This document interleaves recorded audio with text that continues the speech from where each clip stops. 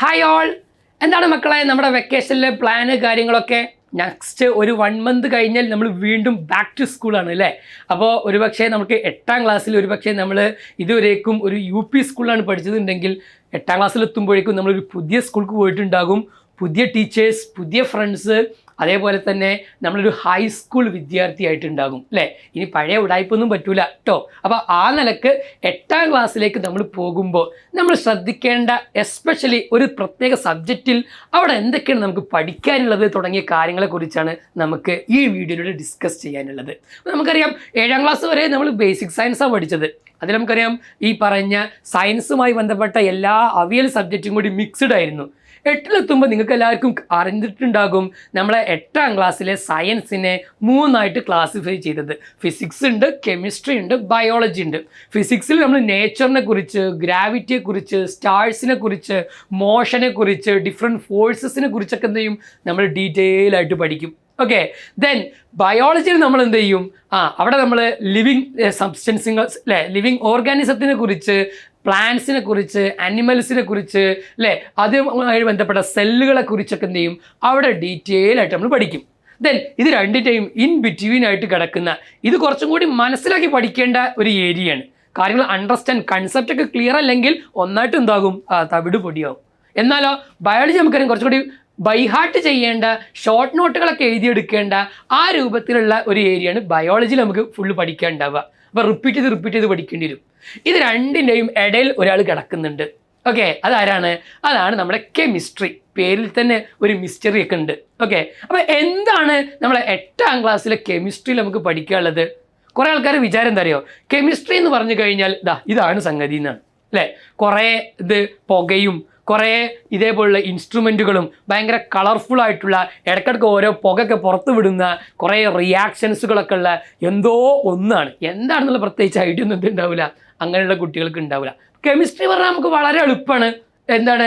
Study of matter ആണ്. ഒരുപാട് സബ്സ്റ്റൻസുകളെ കുറിച്ച് നമ്മൾ കാണുന്നുണ്ട്. നമ്മൾ ഉപയോഗിക്കുന്ന നമ്മുടെ ഈ ഡ്രസ്സ്, നമ്മൾ ഉപയോഗിക്കുന്ന നമ്മളെ ഫുഡിലുള്ള കണ്ടൻസ്, അതുപോലെ തന്നെ നമ്മൾ ഉപയോഗിക്കുന്ന പിന്നെന്താ പറയുക വൈറ്റമിൻസ് അല്ലെങ്കിൽ മെഡിസിൻസ് അല്ലേ, ഒരുപാട് സബ്സ്റ്റൻസുകളുണ്ട്. ആ സബ്സ്റ്റൻസുകളും അതിൻ്റെ പ്രിപ്പറേഷൻസ്, യൂസസ്, അതിലെ റിയാക്ഷൻസ്, അതുമായി ബന്ധപ്പെട്ടുള്ള സയൻസാണ് നമുക്ക് ഇവിടെ പഠിക്കാനുള്ളത്.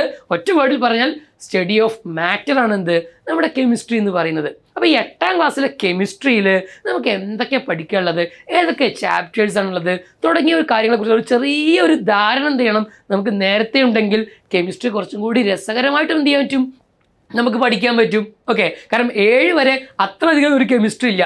ഒരു ആസിഡ് ബേസ് പഠിക്കാനുണ്ടാകും, അതുപോലുള്ള കുറച്ച് ബാക്കിയുള്ള സബ്ജക്റ്റുകളുമായിട്ട് മിക്സ് ചെയ്തിട്ടാണ് കെമിസ്ട്രി ഉണ്ടായിരുന്നത്. പക്ഷേ 8ാം ക്ലാസ്സിലെ കെമിസ്ട്രി നമുക്ക് പ്യുവർ കെമിസ്ട്രി തന്നെ എന്ത് ചെയ്യാണ്ട് നമുക്ക് പഠിക്കാനുണ്ട്. അപ്പോൾ അതൊക്കെയാണ് നമുക്ക് നോക്കാം. അപ്പോൾ ആദ്യം നമ്മൾ പഠിക്കുന്നത് കെമിസ്ട്രി ഓഫ് ചേഞ്ച് എന്നുള്ള ചാപ്റ്ററാണ്. ഓക്കെ, അവിടെ നമ്മൾ എന്ത് ചെയ്യും സോളിഡ്, ലിക്വിഡ്, ഗ്യാസസിനെ കുറിച്ചും അതിൻ്റെ പ്രത്യേകതകളെ കുറിച്ചൊക്കെ എന്ത് ചെയ്യും പഠിക്കും. ദെൻ നമ്മൾ മുമ്പൊക്കെ പഠിച്ചുള്ള ഫിസിക്കൽ റിയാക്ഷൻസും കെമിക്കൽ റിയാക്ഷൻസും അല്ലെങ്കിൽ ചേഞ്ചസുകളൊക്കെ തമ്മിലുള്ള ആ ഡിഫറൻസ് നമ്മൾ പഠിക്കും. ദെൻ ഈ പറഞ്ഞ ഹീറ്റിംഗ് ആൻഡ് കൂളിംഗ് ഒക്കെ നടക്കുമ്പോൾ ഓരോ സ്റ്റേറ്റിലും സോളിഡിലും ലിക്വിഡിലൊക്കെ എന്തൊക്കെ ചേഞ്ചസ് ആണ് വരിക ആ കാര്യം നമ്മൾ പഠിക്കും. ദെൻ ഈ പറഞ്ഞ കെമിക്കൽ ചേഞ്ചസ് വരുമ്പോൾ അവിടെ എനർജി എന്തൊക്കെ ചേഞ്ചസ് ആണ് വരുത്തുന്നത്, ഏതൊക്കെ ടൈപ്പ് റിയാക്ഷൻസ് ഉണ്ട് തുടങ്ങിയ കാര്യങ്ങളൊക്കെയാണ് ഇവിടെ പഠിക്കുക. അപ്പോൾ ഇതാണ് അതല്ലേ കോർ കെമിസ്ട്രിയിലേക്ക് നമ്മൾ നേരെ ഇൻട്രൊഡ്യൂസ് ചെയ്യണം.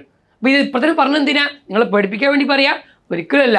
നമുക്ക് ഇങ്ങനെയുള്ള കാര്യങ്ങളൊക്കെ പഠിക്കുന്നതെന്നുള്ള ധാരണ നേരത്തെ കിട്ടിക്കഴിഞ്ഞാൽ അതനുസരിച്ച് നമ്മൾ മെൻ്റലി നമുക്ക് എന്ത് ചെയ്യാൻ പറ്റും, പ്രിപ്പയർ ചെയ്യാൻ സാധിക്കും. ഇതൊക്കെ ഉണ്ടല്ലേ, അപ്പോൾ ഞാൻ കുറച്ചും കൂടി ശ്രദ്ധിക്കണം എന്നുള്ളൊരു ബോധം എന്ത് ചെയ്യണം മക്കളെ, നമുക്ക് ഇതിലൂടെ വരണം. ഓക്കെ, ദെൻ രണ്ടാമത്തെ ചാപ്റ്റർ കുറച്ചും കൂടി നല്ല രസകരമായിട്ടുള്ള ചാപ്റ്ററാണ്.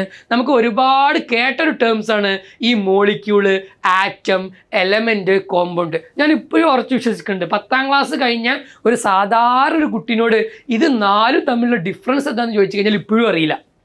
പക്ഷേ എല്ലാവരും കേട്ടതല്ലേ, ആറ്റം കേട്ടതല്ലേ, എലമെൻറ്റ് കേട്ടതല്ലേ, ഹൈഡ്രജൻ, ഓക്സിജൻ, നൈട്രജൻ അല്ലേ, ഒരുപാട് എലമെൻറ്റ്സ് പീരിയോഡിക് ടേബിളിനെ കുറിച്ചൊക്കെ നമ്മൾ പഠിച്ചതല്ലേ.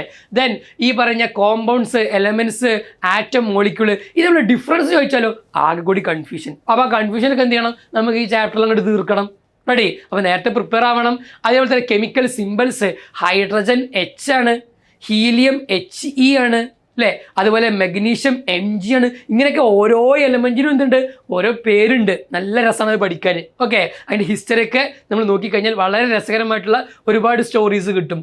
ദെൻ ഒരു കെമിക്കൽ ഫോർമുല നമുക്ക് എങ്ങനെ എഴുതണം, അത് വെച്ചുകൊണ്ട് കെമിക്കൽ ഇക്വേഷൻ എഴുതണം. നമുക്കറിയാം വാട്ടർ H2O നമ്മൾ പലയിടത്തും കേട്ടിട്ടുണ്ടാവും. ഈ H2O എന്ന് എഴുതാനുള്ള കാരണം എന്താണ്?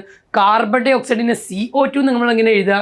ഇത് ഏതെങ്കിലും വസ്തുവിനെ കത്തിച്ചാൽ കാർബൺ ഡൈ ഓക്സൈഡ് ഉണ്ടാവും. ആ റിയാക്ഷൻസ് എങ്ങനെ എഴുതുക, അതൊക്കെയാണ് നമുക്ക് അവിടെ പഠിക്കാനുള്ളത്. ദെൻ തേർഡ് ചാപ്റ്റർ നോക്കിക്കഴിഞ്ഞാൽ നമുക്ക് ഇഷ്ടപ്പെട്ട ഒരു ഏരിയയാണ് മെറ്റൽസ് ആൻഡ് നോൺ മെറ്റൽസ്. നമുക്ക് വളരെ സിമ്പിളാണ്, ഒരുപാട് കേട്ടിട്ടുണ്ടാവും അല്ലേ? അപ്പോൾ ഈ പറഞ്ഞ മെറ്റൽസിൻ്റെ ഇപ്പോൾ ഒരു അയേൺ അല്ലെങ്കിൽ അവിടെ ഗോൾഡ് ഒരു മെറ്റലാണല്ലോ, ആ മെറ്റൽ വെച്ചുകൊണ്ട് നമുക്ക് ഓർണമെൻറ്റ് ഉണ്ടാക്കാം. അത് മാത്രമാണ് അതിൻ്റെ പ്രത്യേകത? അല്ല, അതിനൊരുപാട് പ്രത്യേകതകളുണ്ട്. മലിയബിലിറ്റി, ഡക്റ്റിലിറ്റി, അത് ഇലക്ട്രിക്കൽ കണ്ടക്ടറാണ്, ഹീറ്റ് കണ്ടക്ട് ചെയ്യും, അങ്ങനെയുള്ള സൗണ്ട് ഉണ്ടാക്കും, അങ്ങനെയുള്ള ഒരുപാട് രസകരമായിട്ടുള്ള പ്രോപ്പർട്ടീസുകൾ പഠിക്കാനുണ്ട്. അവിടെ അതിൻ്റെ ഫിസിക്കൽ പ്രോപ്പർട്ടിയും പഠിക്കാണ്ട്, അതേപോലെ തന്നെ നോൺ മെറ്റൽസിൻ്റെ കാർബണിനെ കുറിച്ചൊക്കെ എന്ത് ചെയ്യാണ്ട് ഡീറ്റെയിൽ ആയിട്ട് പഠിക്കാണ്ട്, അതിൻ്റെ കെമിക്കൽ പ്രോപ്പർട്ടീസ്. ഒരു മെറ്റൽ ആസിഡുമായിട്ട് റിയാക്ട് ചെയ്താൽ നമുക്കറിയാം ഏത് ഗ്യാസ് ഉണ്ടാവുക? യെസ്, ഹൈഡ്രജൻ ഗ്യാസ് ഉണ്ടാവും. നമ്മൾ പഠിച്ചിട്ടുണ്ടായിരുന്നു, അതിവിടെ റിപ്പീറ്റ് ചെയ്യും. ചില കാര്യങ്ങളൊക്കെ നമ്മൾ 7ലും 6ലൊക്കെ പഠിച്ചതിന് റിപ്പീറ്റേഷൻ പഠിക്കും. പക്ഷെ ഒരു പോയിന്റ് ആവില്ല, ഒരുപാട് മെറ്റൽസിനെ കുറിച്ച് എന്ത് ചെയ്യും ഇവിടെ പഠിക്കുമെന്ന് മാത്രം. ഓക്കെ, ദെൻ നമുക്കറിയാം മെറ്റലിൻ്റെ ഏറ്റവും വലിയ പ്രത്യേകതയാണ് കൊറോഷൻ, തുരുമ്പ് പിടിക്കുക. അതിനെക്കുറിച്ച് കുറച്ച് പഠിക്കണം. അതൊക്കെയാണ് അവിടെ വരുന്നത്. കുറച്ചും കൂടി ബൈ ഹാർട്ട് ചെയ്യേണ്ട കാര്യങ്ങളാണ് ഈ ചാപ്റ്ററിൽ വരിക. Okay, yes. Then acid, base and salt. ഇത് നമുക്കറിയാം പുതിയ ടെക്സ്റ്റ് ബുക്ക് വന്നതിന് ശേഷം ഈ 6ലും 7ത്തിലൊക്കെ ഉള്ളതിൻ്റെ നേരെ ബാക്കി തന്നെയാണ് ഇവിടെ ഉള്ളത്. എന്താ ആസിഡ്, എന്താണ് ബേസ്, അതിൻ്റെ എക്സാമ്പിൾ, അതിൻ്റെ പ്രത്യേകതകൾ, അതേപോലെ കെമിക്കൽ റിയാക്ഷൻസ്. ഓക്കെ, അപ്പോൾ ആസിഡ് ഈ പറഞ്ഞ മെറ്റലുമായിട്ട് കാർബണേറ്റുകളുമായിട്ടുള്ള റിയാക്ഷൻസ് അങ്ങനെയൊക്കെ എന്ത് ചെയ്യും നമ്മൾ പഠിക്കും. ന്യൂട്രലൈസേഷൻ, ആസിഡും ബേസും തമ്മിലുള്ള റിയാക്ഷൻസ് അല്ലേ? അതേപോലെ തന്നെ pH വാല്യൂ അറിയാലോ, ഓൾറെഡി നമുക്ക് USS ഒക്കെ എഴുതിയിട്ടുണ്ടെങ്കിൽ അവിടെ നമുക്ക് ഒരുപാട് സാധനമായിരുന്നു ഈ പറഞ്ഞ pH വാല്യൂ. സോൾട്ടുകളെ കുറിച്ച് നമുക്ക് എന്ത് ചെയ്യാണ്ട് പഠിക്കാണ്ട്. ഇതൊക്കെയാണ് ഈ ഒരു ചാപ്റ്ററിൽ നമുക്ക് വരുന്നത്. ദെൻ നമുക്ക് വരുന്ന 2 ചാപ്റ്ററും കൂടി ഉണ്ട്. ഒന്ന് വാട്ടർ അല്ലേ, നമുക്ക് ഏറ്റവും പരിചയമുള്ള സാധനമാണ് വാട്ടർ. അതിൽ ആ വാട്ടറിന് ഒരുപാട് പ്രത്യേകത ഉണ്ട്. ബോയിലിംഗ് പോയിന്റ്, എപ്പോഴാണ് അത് തിളയ്ക്കുക, ഹീറ്റ് കപ്പാസിറ്റി, കാപ്പിലർ റിയാക്ഷൻ. ഈ പേരിട്ടൊന്നും നമ്മൾ പേടിക്കേണ്ട കേട്ടോ. ഇതൊക്കെ നമുക്ക് ഡീറ്റെയിൽ ആയിട്ട് എക്സാമ്പിൾ വെച്ച് നല്ല രസമായിട്ട് അവിടെ പഠിക്കാനുള്ളത്. അതേപോലെ ഡിഫറെൻറ്റ് ടൈപ്പ് വാട്ടർ ഉണ്ട്. ആ വാട്ടറിൻ്റെ ഒരു കെമിസ്ട്രി നമുക്ക് പഠിക്കാനുണ്ട്. വാട്ടർ പൊല്യൂഷൻ എങ്ങനെയാണ് സംഭവിക്കുന്നത്, അതിൻ്റെ കാരണങ്ങളെക്കുറിച്ചൊക്കെയാണ് അവിടെ പഠിക്കാനുള്ളത്.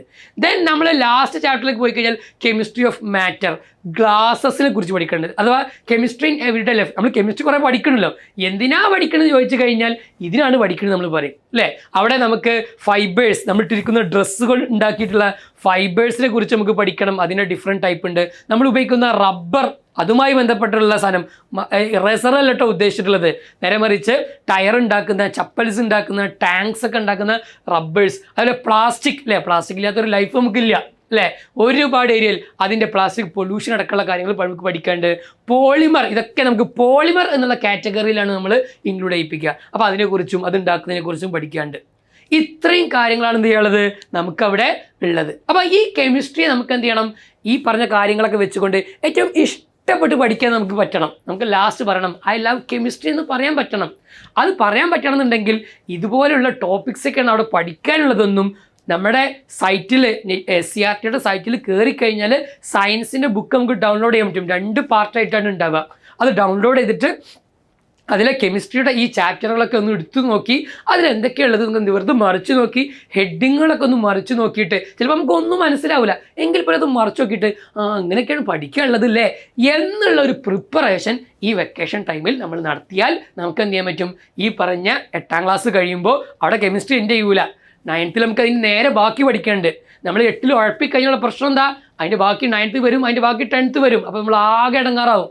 അപ്പോൾ ഇത് ഏറ്റവും രസകരമായിട്ട് പഠിച്ച് ആ സബ്ജക്റ്റിനോട് നമുക്കൊരു പ്രത്യേക ഇഷ്ടം ഓരോ സബ്ജക്റ്റിനോട് നമുക്ക് ഉണ്ടാവുമല്ലോ. അപ്പോൾ കെമിസ്ട്രിയോട് നല്ലൊരു ഇഷ്ടം എന്ത് ചെയ്യണം നമുക്ക് ഉണ്ടാക്കിയെടുക്കണമെന്നുണ്ടെങ്കിൽ ഈ പ്രിപ്പറേഷനൊക്കെ നിങ്ങൾ നേരത്തെ തന്നെ എന്ത് ചെയ്യുക തുടങ്ങാം. ഇപ്പോൾ നമുക്കറിയാം എക്സാം വൈ ലേണിംഗിൽ ഫൗണ്ടേഷൻ കോഴ്സ് എന്ത് ചെയ്യുന്നുണ്ട്, ഓൾറെഡി 8ാം ക്ലാസ്സിലെ ഒരുപാട് കുട്ടികൾ നമ്മുടെ കോഴ്സ് ജസ്റ്റ് സ്റ്റാർട്ട് ചെയ്ത് കഴിഞ്ഞു. അതിൻ്റെ സെക്കൻഡ് ബാച്ചും ബാക്കിയുള്ള കാര്യങ്ങളൊക്കെ ഇനി വരുന്നുണ്ട്. അപ്പോൾ അവിടെ എന്ത് ചെയ്യണം, നമുക്ക് ഈ കോഴ്സിലൊക്കെ ജോയിൻ ചെയ്ത് കഴിഞ്ഞാൽ ഇത് വെറുതെ ഒന്ന് പഠിച്ചു പോവില്ല, കൺസെപ്റ്റ് ക്ലിയർ ചെയ്ത് അതിലുള്ള പ്രോബ്ലംസ് ചെയ്ത് 8ാം ക്ലാസ്സിലൊക്കെ ഉള്ള നിങ്ങൾക്കുള്ള NMMS എക്സാമിനൊക്കെ ഉള്ള പ്രിപ്പറേഷനൊക്കെ എന്ത് ചെയ്യും അതിലൂടെ പഠിച്ചു കഴിഞ്ഞാൽ ഇത് ഫൗണ്ടേഷൻ കോഴ്സ് പഠിക്കുന്ന ആൾക്ക് പിന്നെ വേറൊരു പ്രിപ്പറേഷനും NMSനും വേണ്ട. അത്രയും ക്വസ്റ്റ്യൻസും കാര്യങ്ങളും എന്ത് ചെയ്യുന്നുണ്ട് മാത്സിലും സയൻസിലും നമ്മൾ എന്ത് ചെയ്യുന്നുണ്ട് ചെയ്യുന്നുണ്ട്. അതിൻ്റെ ഏറ്റവും ടഫുള്ള ഒളിമ്പ്യാഡ് ലെവൽസ് വരെയുള്ള ക്വസ്റ്റ്യൻസ് നമ്മൾ ചെയ്യുന്നുണ്ട്. അപ്പോൾ ആ ഫൗണ്ടേഷൻ കോഴ്സിലൊക്കെ എന്ത് ചെയ്യുക, നിങ്ങൾ ജോയിൻ ചെയ്യുക. നിങ്ങൾ പഠിക്കാൻ ഇഷ്ടമുണ്ടോ, നമുക്ക് എവിടെയെങ്കിലൊക്കെ എത്ര ആഗ്രഹം ഉണ്ടോ, അങ്ങനെ ഫൗണ്ടേഷൻ കോഴ്സിലൊക്കെ എന്ത് ചെയ്യാം, ജോയിൻ ചെയ്യാം. അതുമായി ബന്ധപ്പെട്ട എല്ലാ ഡീറ്റെയിൽസും നമ്മുടെ ഡിസ്ക്രിപ്ഷൻ ബോക്സിലും നമ്മുടെ ചാനലും ഓൾറെഡി ഉണ്ട്. അപ്പോൾ അതെന്ത് ചെയ്യണം, നമുക്ക് ഏറ്റവും മാക്സിമം യൂട്ടിലൈസ് ചെയ്തിട്ട് സയൻസും മാത്സൊക്കെ ഇഷ്ടമുള്ള സബ്ജക്റ്റുകളാക്കിയിട്ട് എന്ത് ചെയ്യണം, നമുക്ക് മാറേണ്ടതുണ്ട്. ഇത് നമ്മൾ ഇടങ്ങാറാവാൻ വേണ്ടി പഠിക്കുകയല്ല, നേരെ മറിച്ച് നമുക്ക് ഇഷ്ടത്തോടു കൂടി പഠിക്കാൻ തീർച്ചയായിട്ടും ഇത്തരത്തിലുള്ള സംവിധാനങ്ങൾ നിങ്ങൾ എന്ത് ചെയ്യുക, ഉപയോഗപ്പെടുത്തുക.